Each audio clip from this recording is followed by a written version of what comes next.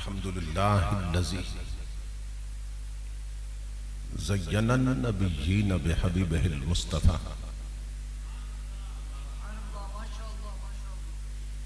व मन्ना अलल मुअ्मिनीन बिनबिय्यिहिल मुज्तबा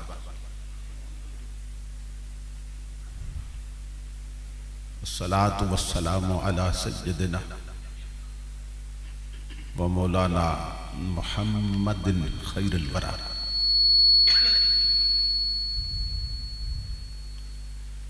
व अला आलिहि व अस्हाबिहिल मुतअद्दिबीन बित्तक़वा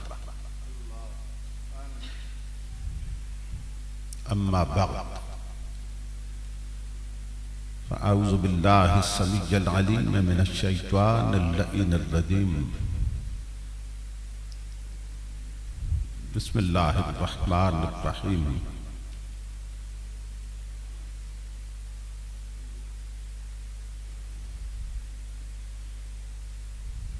वमा खलक़तुल जिन्ना वल इंसा इल्ला लियअबुदून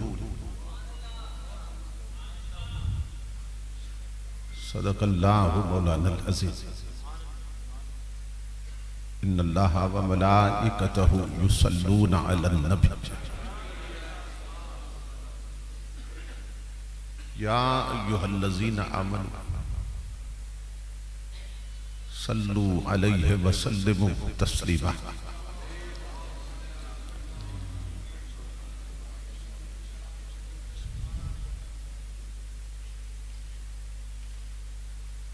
लाइके सद एहतराम खतीब इस्लाम उस्ताजुल उलमा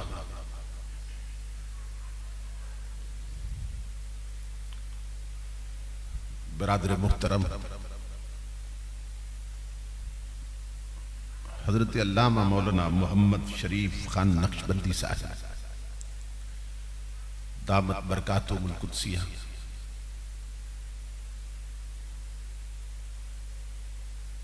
मुहसिन अहले सुन्नत,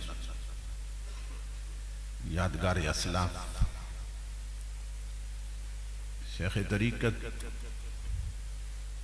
हजरत किबला अलहाज पीर गुलशन इलाही कादरी चिश्ती साहब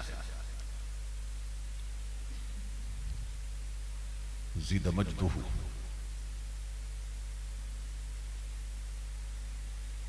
दीगर मुअज़्ज़ज़ उलमाए किराम और मोहतरम हाज़रीन व सामिईन, अल्लाह रब्बुल इज़्ज़त का लाख लाख शुक्र है कि जिसने अपनी तौफीक खास से आपको और मुझे आज की इस अज़ीम शान इल्मी, रूहानी,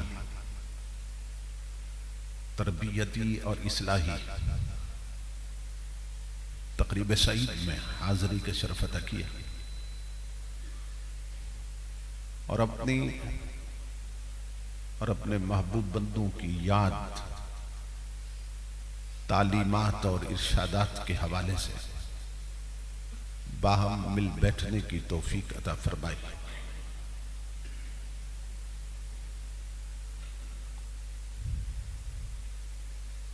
इस अज़ीमुश्शान प्रोग्राम के एहतिमाम पर और इनेकाद पर मैं आप तमाम हजरात की खिदमत में बिलउमूम और मीज़बान मुकर्रम मोहतरमुल मुकाम हजरत किबला पीर अलहाज गुलशन इलाही कादरी साहब और बिरादर अजीज मुखलिसी फिल्लाह हजरत अल्लामा मौलाना हसन इलाही कादरी साहब और इनके जुमला रुफ़क़ा और मुआविनीन की खिदमत में बिलखुसूस दिल की अथा गहराइयों से हदिया तबरीक व तासीन पेश करता हूँ और दुआ करता हूँ कि अल्लाह रब्बुल इज़्ज़त दोस्तों की इस मेहनत को और हम सब की हाज़िरी को अपनी पाक बारगाह में कबूल व मंजूर फरमाए। ये हमारी खुशबख्ती है कि हम सिलसिला क़ादरिया की एक अजीम रूहानी शख्सियत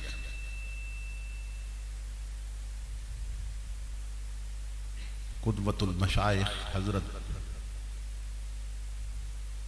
सखी अब्दुल वहाब कादरी साहिब रहमतुल्लाहि ताला अलैह के पहलू में इस वक्त बैठकर नबी अकरम सल्लल्लाहु ताला अलैहि वसल्लम की तालीमात से आशना हो रहे हैं। जलसों का मकसद ही कौम की फिक्री और दीनी तरबियत होती है। तो मैं आपके अज़्म को और हिम्मत को दाद देता हूं कि इस वक्त तक आप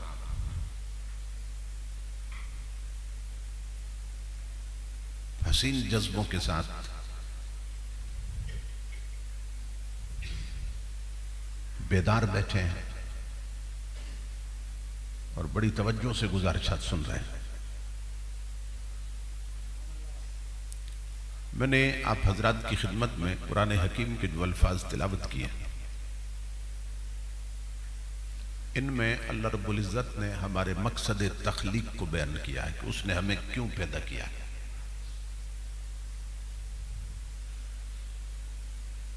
आज सबसे बढ़ के जिस चीज को याद रखने की जरूरत है और हर वक्त जिसकी तरफ ध्यान रहना चाहिए, वो यही हकीकत है कि हमारे बनाने वाले ने हमें क्यों बनाया, पैदा करने वाले ने क्यों पैदा किया। देखना यह है कि हम में से कितने लोग उस मकसद को पूरा कर रहे हैं। एक सेंटेंस में, एक जुमले में, चंद लफ्जों में अल्लाह रब्बुल इज़्ज़त ने हमारी तख्लीक के और पैदाइश के मकसद को बयान कर दिया। फरमाया वमा खलक़तुल जिन्ना वल इंसा इल्ला लियअबुदून, कि मैंने जिन्नों और इंसानों को पैदा ही अपनी इबादत के लिए किया है।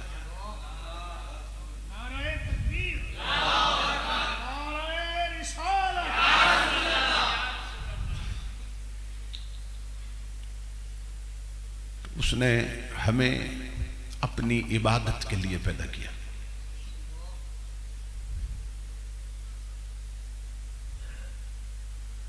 इबादत के लिए क्यों पैदा किया? अगर उसकी इबादत करें तो उसे क्या मिलता है और हमें क्या मिलता है।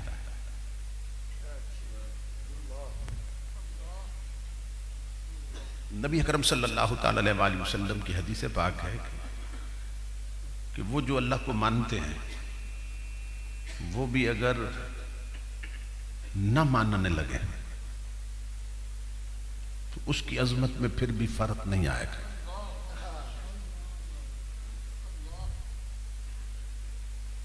और जो उसे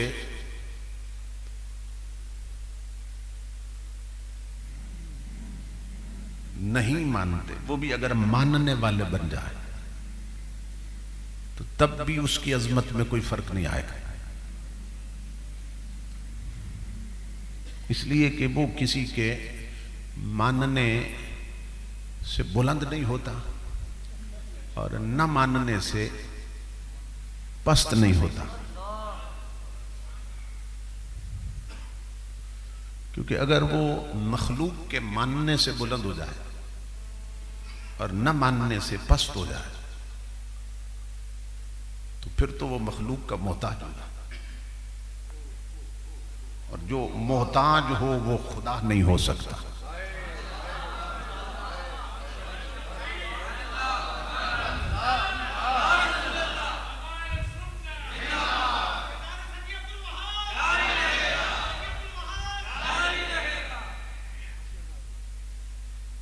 तो फिर सवाल अपनी जगह पे कायम है कि हमें उसने इबादत के लिए पैदा किया, तो क्यों इबादत के लिए पैदा किया? तमाम मुफस्सिरीन ने इसका यही माना लिखा है कि उसने हमें इबादत के जरिए चाहा कि अपना कुर्ब दे दे। इबादत के लिए इसलिए पैदा किया ताकि इबादत के जरिए अपनी मार्फत दे दे, अपनी पहचान दे दे। इस पर हम गौर नहीं करते, सुनते तो रहते हैं। ये फरमा के कि उसने हमें अपनी इबादत के लिए पैदा किया, या दूसरे लफ्जों में अपने लिए पैदा किया। उसने बहुत बड़ी इज्जत दे दी हमें, लेकिन हमें इसका शऊर नहीं है कि उसने इस इरशाद के जरिए हमें कितनी इज्जत दे दी कि जब उसने फरमाया कि मैंने तुम्हें अपने लिए बनाया है, अपनी इबादत के लिए, यानी अपने लिए।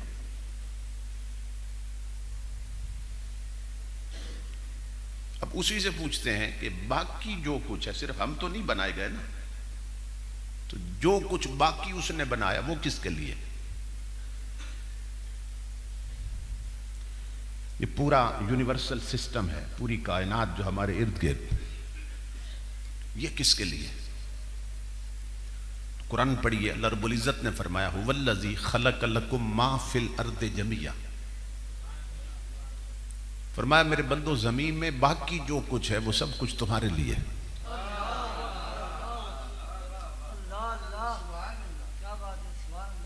जमीन में जो कुछ है वो सब कुछ तुम्हारे लिए। अल्लाह अकबर। अब जमीन में क्या क्या है? अनकाउंटेबल है, गिनती में नहीं आता कि जमीन में क्या क्या रख दिया उसने।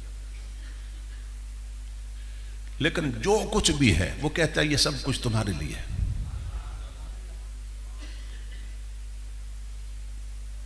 हीरे और मोती कहां से निकलते हैं? वो भी जमीन पे रखे हैं। पहाड़ों से निकलते हैं, समंदरों से निकलते हैं, वो भी जमीन पे है। सोना और चांदी कहां से निकलता है? वो भी पहाड़ों से, वो भी जमीन पे है। हीरे और मोती जमीन पे है, सोना और चांदी जमीन पे है, गुलाब और मोतिया और चंबेली जमीन पे है। तो मौला ये सब कुछ हमारे लिए, फरमाया सब कुछ तुम्हारे लिए। और जो आसमानों में है वो किसके लिए? फरमाया हुवल्लज़ी सख्खर लकुम मा फिस समावाति व मा फिल अर्द। फरमाया आसमानों में भी जो कुछ है वो भी तुम्हारे लिए।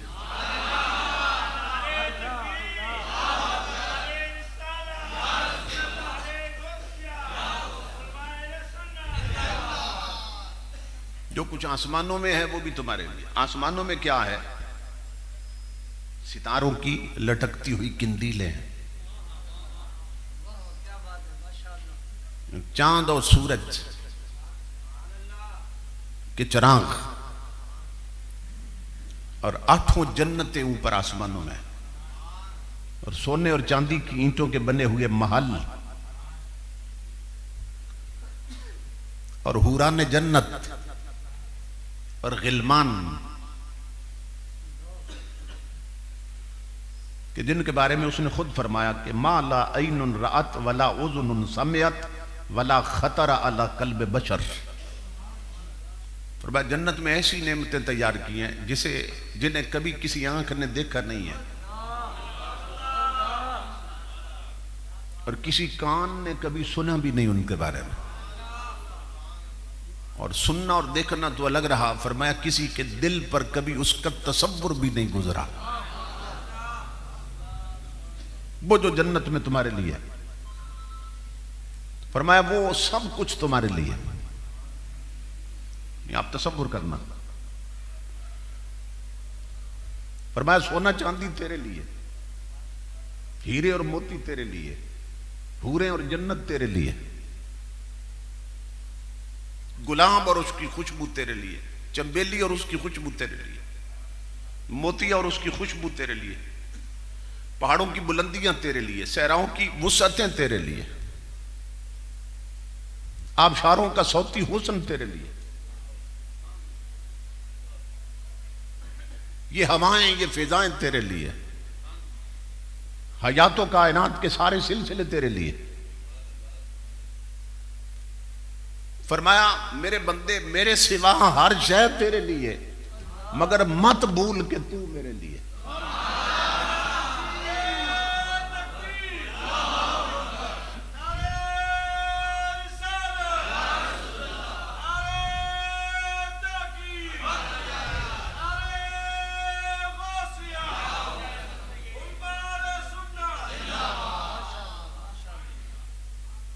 तसव्वुर करें कितनी इज्जत दी हमें, कितनी अहमियत दी कि जिसने सोना चांदी पैदा किया, जिसने हीरे और मोती पैदा किए, जिसने फूलों को खुशबू दी, वो ये नहीं कहता कि ये गुलाब की खुशबू मेरे लिए, अल्लाह ये नहीं कहता ये हीरे और मोती मेरे लिए, ये सोना और चांदी मेरे लिए। वो कहता है ये हर शय तेरे लिए, मगर मत भूल तू मेरे लिए।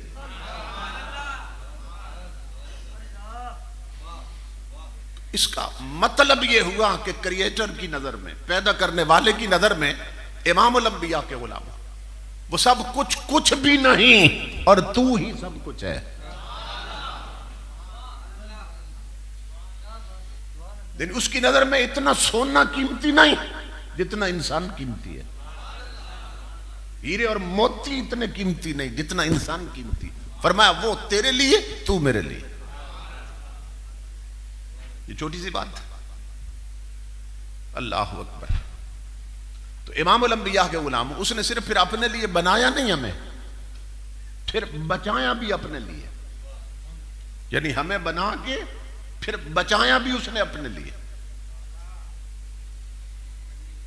ये जितने जानवर हैं देख ले, जिस्म में हमसे बड़े हैं, कुव्वत में हमसे बड़े हैं। हाथी देख लें, शेर देख लें, ऊंट देख लें, गाय बैल देख लें, जिस्म भी बड़ा, कुव्वत भी ज्यादा। मगर ये तमाम जितने भी जानवर हैं ये अपना रिज्क पाने के लिए अपना सर रिज्क के आगे झुका देते हैं। ऊंट कितना बड़ा जानवर है, रोटी का एक टुकड़ा फेंक दो ना, उस पर अपना सर झुका देगा। शेर जंगल का बादशाह मशहूर है, गोश्त का एक टुकड़ा फेंक दो, उस पर अपना सर झुका देगा। तो ये रिज्क पर अपना सर झुका देते हैं जितने जानवर हैं। अल्लाह ने फरमाया ये क्यों झुकाते हैं रिज्क पर? फरमाया इसलिए कि तेरे लिए है ना, ये तेरे लिए है सब, और तुझे बनाया अपने लिए। तो मैं तेरा सर रिज्क के आगे नहीं झुकने दूंगा। मैंने हाथों की शक्ल में तुझे दो नौकर दे दिए, ये खुद लुकमे उठा के तेरे मुंह तक ले जाएंगे, ताकि तेरा सर झुके तो सिर्फ मेरे सामने झुके।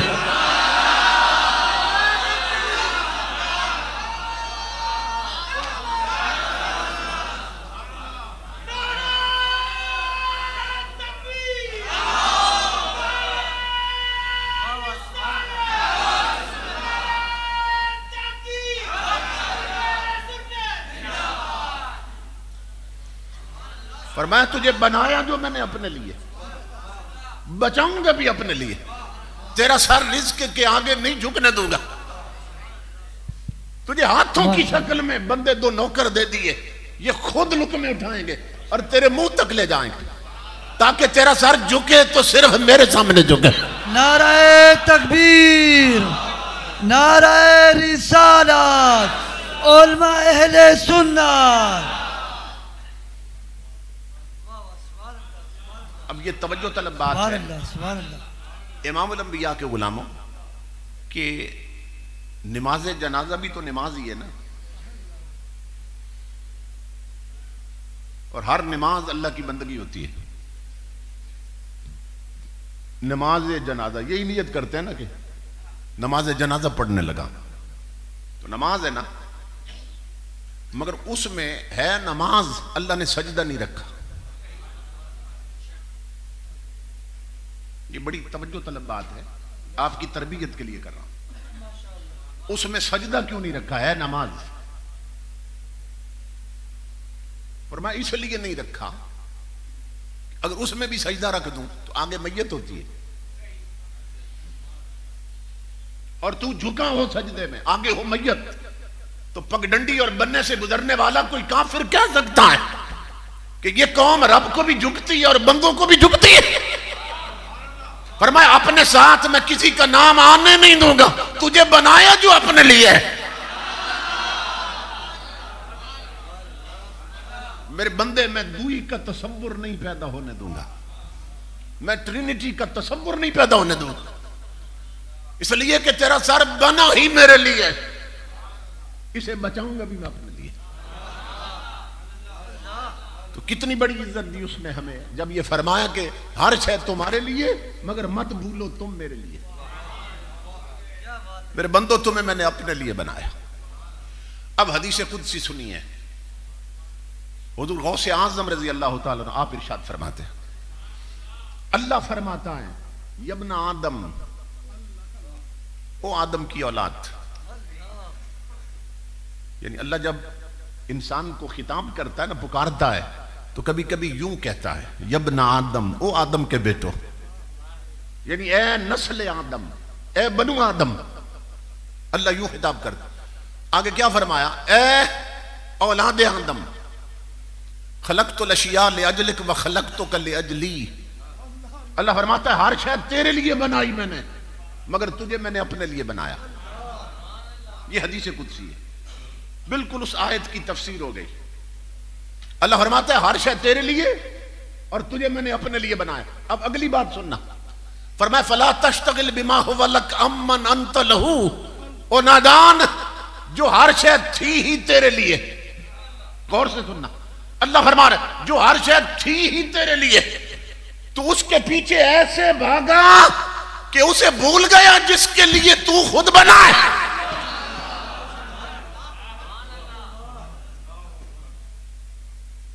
जो हर शय थी ही तेरे लिए, मैंने कह दिया बाकी हर शय तेरे लिए, तू मेरे लिए, तो जो थी ही तेरे लिए, जो बनाई ही तेरे लिए, तो उसके पीछे ऐसा भागा कि उसे भूल गया जिसके लिए तू खुद बना। तो इमामुल अंबिया के गुलामों, जो चीजें बनी हमारे लिए, उनमें हम ऐसे खो गए हैं कि उसे भूल गए जिसके लिए हम बने हैं। हम भी तो किसी के लिए बने हैं ना। अल्लाह अकबर।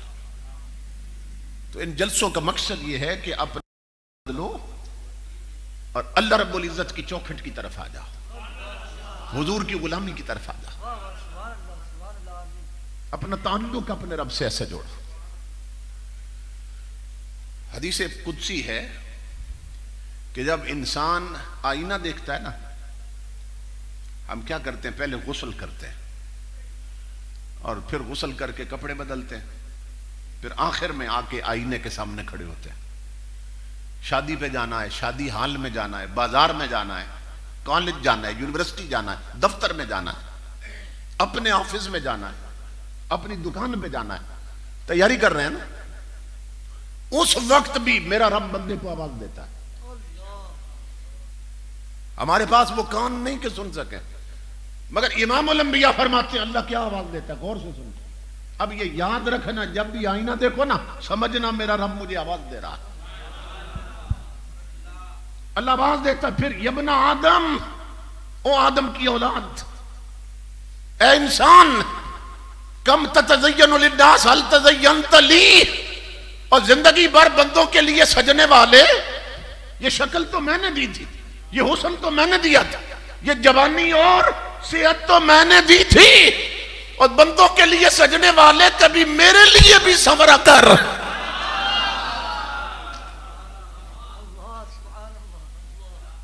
आवाज देता है कभी मेरे लिए भी संवरा है, कभी मेरे लिए भी सजा है।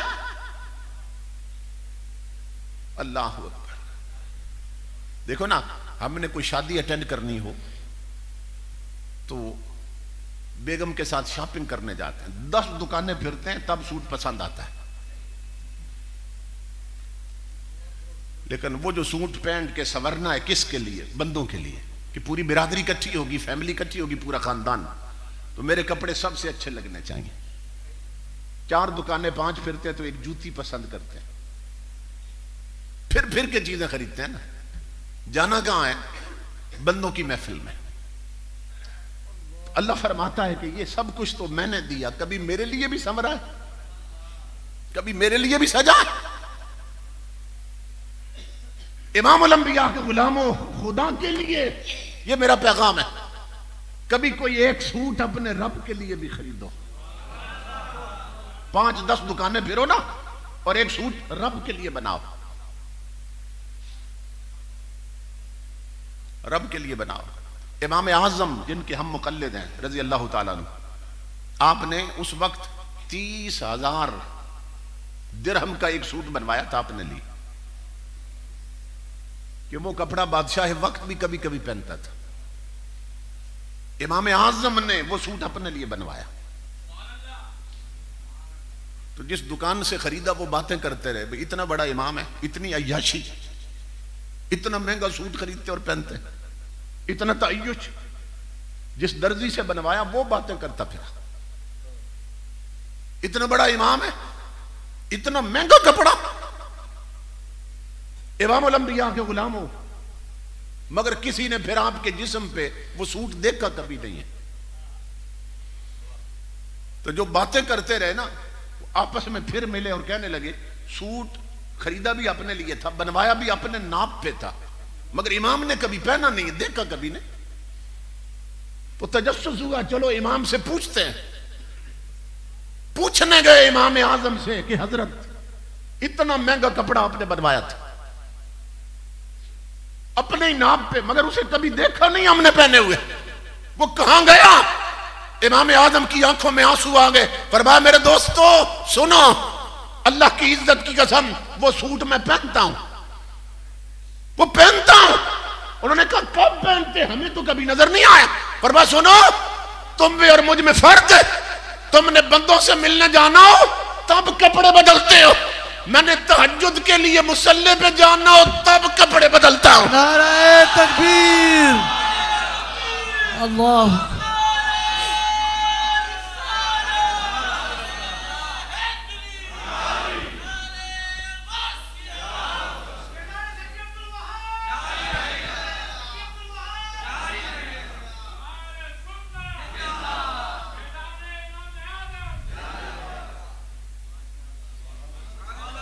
और मैं तुमने बंदों से मिलना हो तब कपड़े बदलते हो, और मैंने जब तहज्जुद के वक्त अपने रब से मिलना हो मैं तब कपड़े बदलता हूं।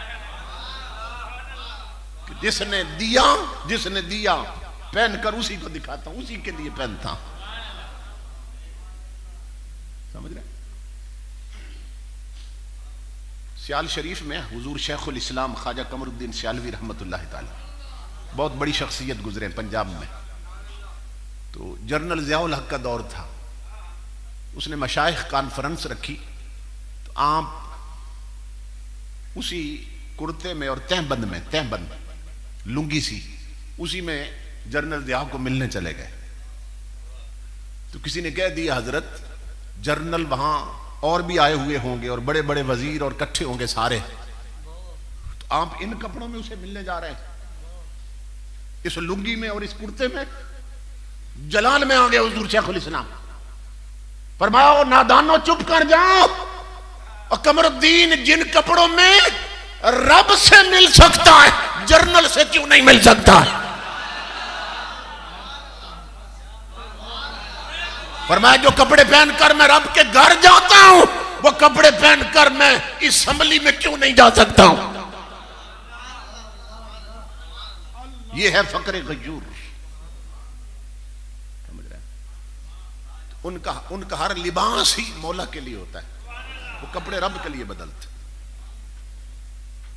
इमामुल अंबिया के गुलामों, जब ऐसा होता कभी एक सूट खरीदो ऐसा और वो बनवाओ फिर, और फिर रात को जब सारे घर वाले सो जाएं तो उठ खड़े हो जाओ और गुस्ल करो और फिर वो कपड़े बदलो और फिर खुशबू लगाओ और फिर आईने के सामने आके ना कंघी करो और समरो, और कोई करवट बदले और पूछ ले कि आधी रात को बन संवर कर किधर जा रहा है, तो उसे बताओ कि मैं अपने रब से मिलने लगा हूं, और फिर आ जाओ मुसल्ले पर। अल्लाह की इज्जत की कसम हदीस है, कि जब रब के लिए बन सवर कर बंदा मुसल्ले पे आता है, अल्लाह आवाज देता हो मेरे बंदे, जो तू कर सकता था तूने किया, अब जो मैं कर सकता हूं मैं करने लगा हूं। मौला तू क्या करेगा? फरमाया तूने मेरे लिए अपना जाहिर संवारा है, मैं अब तेरे लिए तेरा मन संवारने लगा हूं। मैं तेरे लिए तेरा अंदर संवारने लगा हूं। वो अपनी मार्फत के चिराग मन की दुनिया में जला देता है और मन को फिर संवार देता।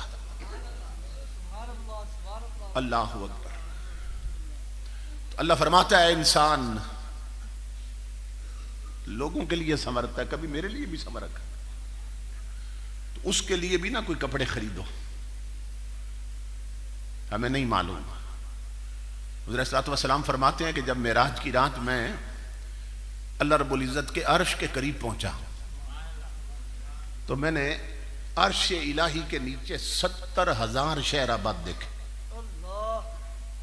गौर से सुनना, 70,000 शहर कहां थे? अल्लाह के अर्श के नीचे।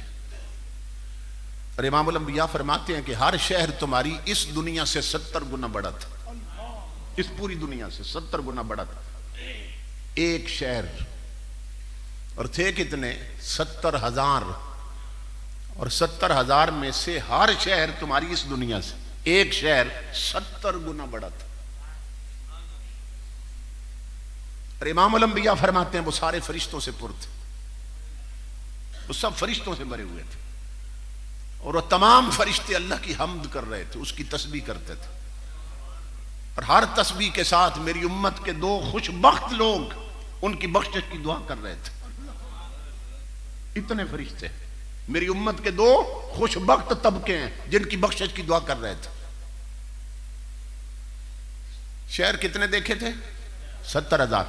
ईमान से बताएं कि 70 तक गिनते हुए भी कुछ वक्त लगता है, और 70 100 गिने तब भी टाइम लगता है, और 70,000 गिनने में कितना लगेगा? कई घंटे लगने चाहिए कि नहीं लगने चाहिए? तो ईमान से बताएं कि हुजूर रब से मिलने गए थे या शहर गिनने गए थे? वहां खड़े होके शहर गिनते रहे? सिर्फ एक नजर डाली मेरे रसूल ने और बता दिया शहर कितने थे, और बता दिया सारे भरे हुए किस मखलूक से, और बता दिया वो सारे पढ़ क्या रहे थे। यानी 70,000 शहर भी देख लिए, उनमें बसने वाली हर मखलूक देख ली, और जो पढ़ रहे थे उनका पढ़ना सुन भी लिया। हमारे नादान इस झगड़े में हैं कि हुजूर मदीने में रहकर हैदराबाद वालों का दुरूद नहीं सुनते, वो इस परेशानी में। इमामुल अंबिया फरमाते हैं एक शहर तुम्हारी इस पूरी दुनिया से 70 गुना बड़ा था, और वो सब फरिश्तों से भरे थे, और जो पढ़ रहे थे वो मैं सबका सुन भी रहा था। तो आका क्या बता रहे हैं? फरमाया नादान, तू कहता है मैं दुरूद नहीं सुनता, और तेरी ये दुनिया भी बहुत छोटी है। अगर ये तेरी जमीन 70 गुना और भी बढ़ जाए तो इसका कोई कोना नबी की नजरों से छुप नहीं सकता।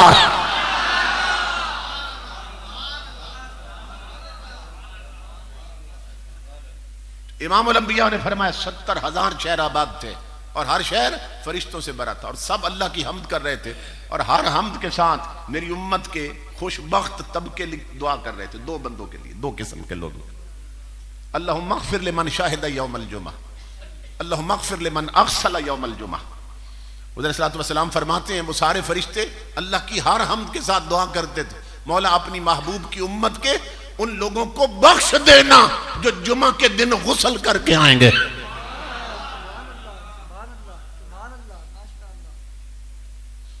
जुमा के दिन गुस्ल करना, रब के लिए संवरना और गुस्ल करना, साफ होना, ये अल्लाह को इतना प्यारा लगता है कि 70,000 शहरों के फरिश्ते जो जुमा के दिन गुस्ल करते हैं उनकी बख्शिश की दुआएं मांगते रहते हैं। तो इसलिए अपने रब के लिए भी संवरा करें, रब के लिए भी संवरा करें। अल्लाह अकबर। इमामुल अंबिया के गुलामों, तो अल्लाह फरमाता है मैंने हर शय तेरे लिए बनाई, लेकिन तुझे मैंने अपने लिए बनाया। तो जो रब के लिए बन जाए ना, फिर क्या होता है।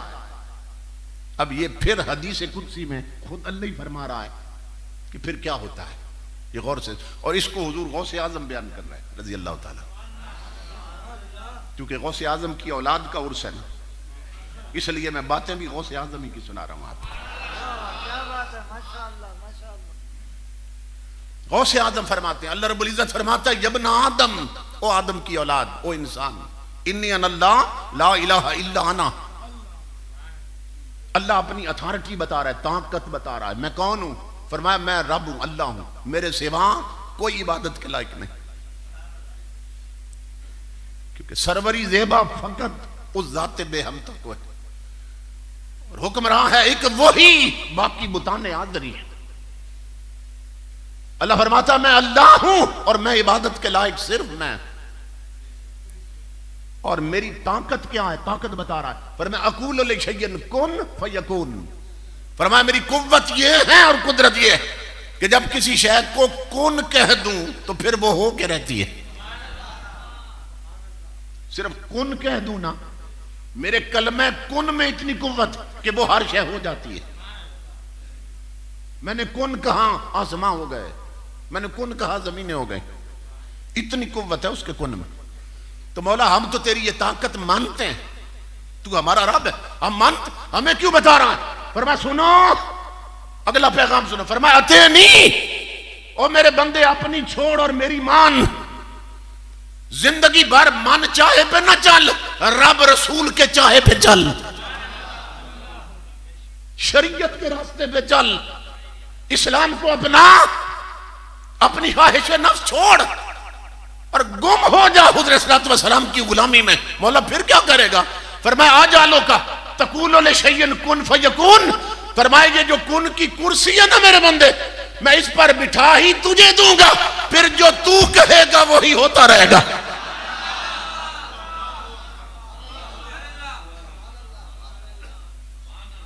यानी आप तसव्वुर करें वो कितने जाहिल और अहमक लोग हैं जो कहते हैं नबी के जाने से कुछ नहीं होता, वली कुछ नहीं कर सकते। अल्लाह फरमाता है मैं कुन की कुर्सी ही इन्हें दे देता हूं। वो फरमाता है मैं जो महबूब का गुलाम बन जाए ना, सच्चा गुलाम बन जाए, मैं कुन का कलेमा उसे दे देता और ये कुन की कुव्वत और तसर्रुफ उसे दे देता हूं, फिर जो वो कह देता है वही मेरी तकदीर बन जाती है। यही हदीस कुदसी है कि जिसके बारे में अल्लामा इकबाल ने कहा है, अल्लाह फरमाता है खुद ही को कर बुलंद इतना कि हर तकदीर से पहले, खुद ही को कर बुलंद इतना कि हर तकदीर से पहले खुदा बंदे से खुद पूछे बता तेरी रजा क्या है। क्या मतलब, जो तेरी रजा है ना मैं वही तकदीर लिख देता हूं, जो तू चाहता है वही तकदीर बना देता। कहता है कि की मोहम्मद से वफा तूने तो हम तेरे, की मोहम्मद से वफा तूने तो हम तेरे, ये जहां चीज है क्या लौहो कलम तेरे। की मोहम्मद से वफा तूने तो हम तेरे, कहा तू मोहम्मद अरबी का ना वफादार बन जा, हुजूर का सच्चा गुलाम बन जा। तो अल्लाह फरमाता है फिर क्या होगा, जब तू महबूब का गुलाम बनेगा फिर हम तेरे हो जाएंगे, और जब हम तेरे हो जाएंगे तो फिर ये जहां चीज है क्या लौह भी तेरा कलम भी तेरा, ये जहां चीज है क्या लौहो कलम तेरे। अल्लाह फरमाता है फिर लौह भी तेरी है और कलम भी तेरा। ये गाजी मुमताज हुसैन कादरी रहमतुल्लाह,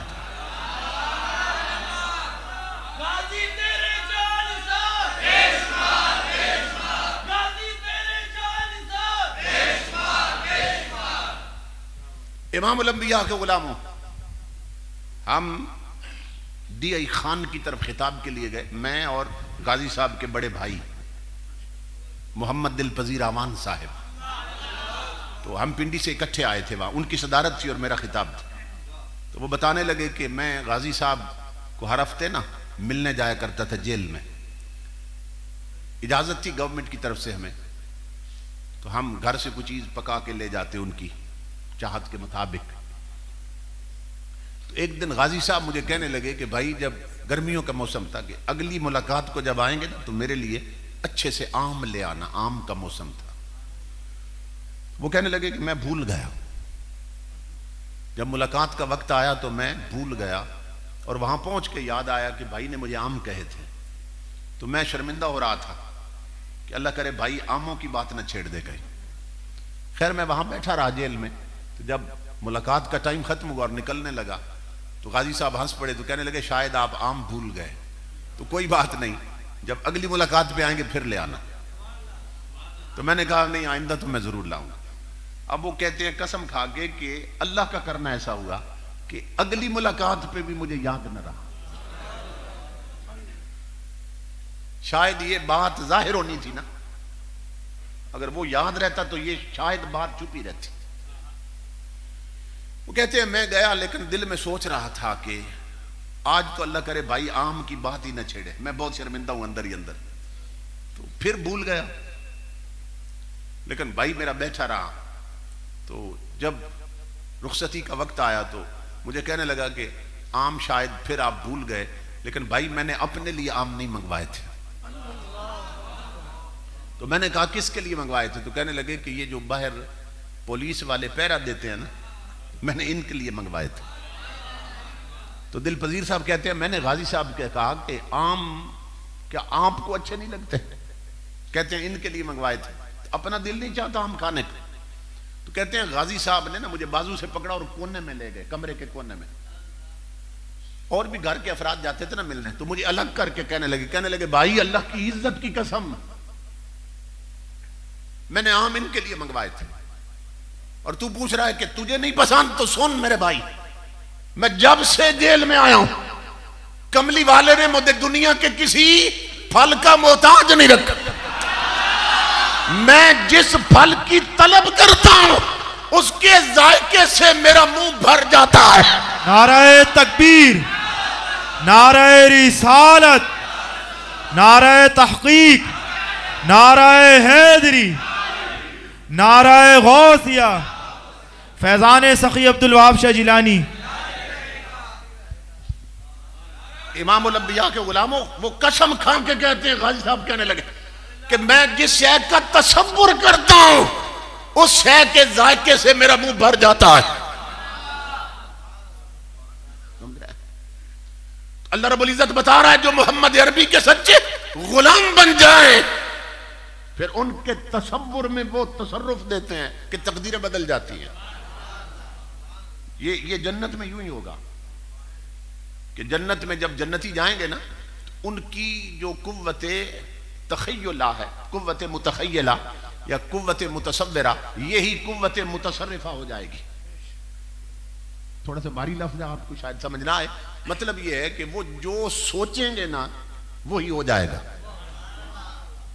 जो तसव्वुर करेंगे अल्लाह उनके तसव्वुर के साथ कून की कुव्वत लगा देगा कि बस इधर सोचेंगे उधर हर शय मौजूद हो जाएगी। तो अल्लाह रब्बुल इज्जत फरमाता है तू मेरे महबूब का सच्चा गुलाम बन और उम्मती बन, तो फिर क्या होगा? ये कून की कुर्सी ही हम तेरे सुपुर्द कर देंगे, तो फिर जो तू चाहेगा वही होता रहेगा। तो इमामुल अंबिया के गुलामों जो अल्लाह और उसके महबूब की सच्ची गुलामी और बंदगी में आते हैं ना, फिर उन्हें ये रुतबे नसीब होते हैं। हुजूर गौसे आज़म रज़ी अल्लाह ताला अन्हु, आपका अपना हाल ये था, और ये तो पूरा घराना ही ऐसा था कि हजरत गौसे आज़म की फूफो जान, गौसे आज़म की फूफो, उनका हाल ये था कि अगर बारिश नहीं होती थी काफी अरसा तो लोग उनके पास चले जाते थे, इलाके के लोग, और जाके कहते कि बारिश नहीं हो रही, फसलें उजड़ गई हैं, जमीनें बंजर हो गई, तो खुदा के लिए कुछ करें, बारिश का इंतजाम, दुआ करें अल्लाह की बारगाह में। तो वो क्या करती, फरमाती तुम जाओ मैं बारिश का इंतजाम करती हूं। वो उठती और हाथ में झाड़ू पकड़ लेती, झाड़ू, फकामत इला रहबत बैतिहा व कनसतिल अर्द, कनसतिल अर्द, और ऊपर देखती, या रब्बे अना कनस्तु फरश अंता, झाड़ू हाथ में लेकर ना सेन में आ जाती और झाड़ू जमीन पे मारती 2-4 बार, ऊपर देखती और कहती मेरे रब झाड़ू मैं देने लगी हूं अब छिड़काव तू कर दे।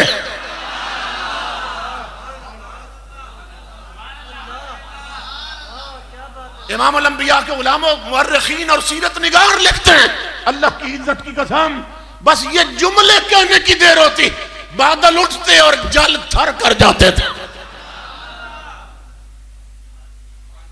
सिर्फ इन लफ्जों में खुदा ने ये कुव्वत भर दी थी। सिर्फ इतना कह देती कि मौला मैं झाड़ू देने लगी हूं, छिड़काव तू कर दे, बादल उठते और बारिशें हो जाती। तो ये हुजूर की गुलामी में जब बंदा फना हो जाता है ना, फिर अल्लाह रब्बुल इज्जत उसे कुन की कुर्सी पे बिठा देता है, कुन की कुर्सी पे बिठा देता है। अल्लाह